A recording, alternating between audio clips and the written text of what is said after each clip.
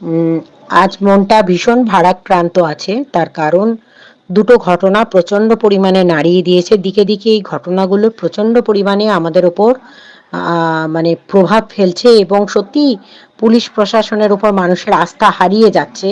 তো একটা তো পটাশপুর, মেদিনীপুরের দিকে তাকালে আমরা দেখতে পাই দুটো ঘটনা ঘটেছে সেখানে, এবং সেগুলো ভীষণ অনভিপ্রেত ঘটনা, মানে যেটা আশাই করা যায় না। সাধারণ মানুষ আইন হাতে তুলে নিচ্ছে, এবং সেটা কখনোই কাম্য না।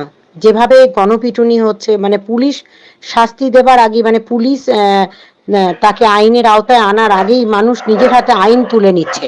অপরদিকে আরো একটি ঘটনা যেটি ঘটেছে জয়নগরে গতকাল থেকে, সেখানে প্রচন্ড পরিমাণে থানা আগুন জ্বালিয়ে দিয়েছে, মানুষ আইন হাতে বারবার তুলে নিচ্ছে।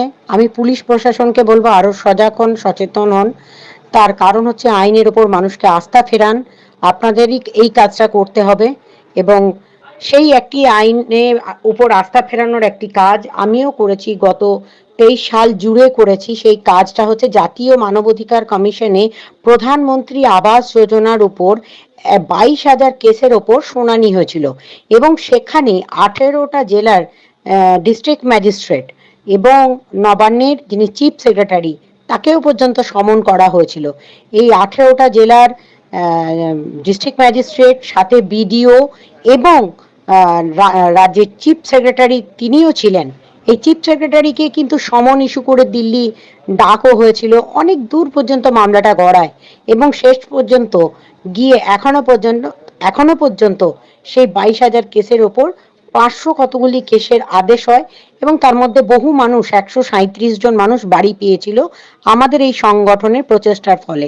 আমি দেখাতে পারি সেই হিয়ারিং এর কপি, যেখানে আমি আমাদের জাতীয় মানবাধিকার কমিশনে, যেটাকে স্পেশাল বেঞ্চে সেটাকে কনভার্ট করে নিয়ে যায় এবং দীর্ঘদিন শুনানি হয়, তারই একটি ঝলক আপনাদেরকে দেখাবো।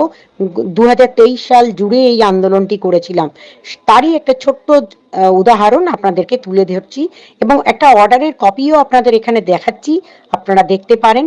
ডেফিনেটলি আপনিও একজন সাধারণ মানুষ হয়ে অনেক বড় লড়াই করতে পারেন, তবে আইনের ওপর আস্থা ফেরাতে হবে, এটাই আমাদের সকলের আবেদন, নিবেদন রইল। সবার শেষে আর একটি কথা বলবো, যে যা করছেন এবার থেমে যান। পুলিশের ওপর ভরসা রাখুন, আইনের ওপর ভরসা রাখুন এবং আস্থা রাখুন। ডেফিনেটলি আপনি বিপদের সম্মুখীন হবেন না, এবং পুলিশকে পুলিশের কাজটা করতে দিন। ভরসা রাখুন আমাদের পুলিশ প্রশাসনের ওপর, নিশ্চয়ই তারা ঠিকমতো কাজই করবেন, কিন্তু একটু সময় লাগছে। আন্দোলন করুন, প্রতিবাদের ভাষা অন্যরকম হোক, কিন্তু আইন হাতে তুলে নেবেন না, দয়া করে। এটুকু আপনাদের কাছে বারবার আমার অনুরোধ রইল।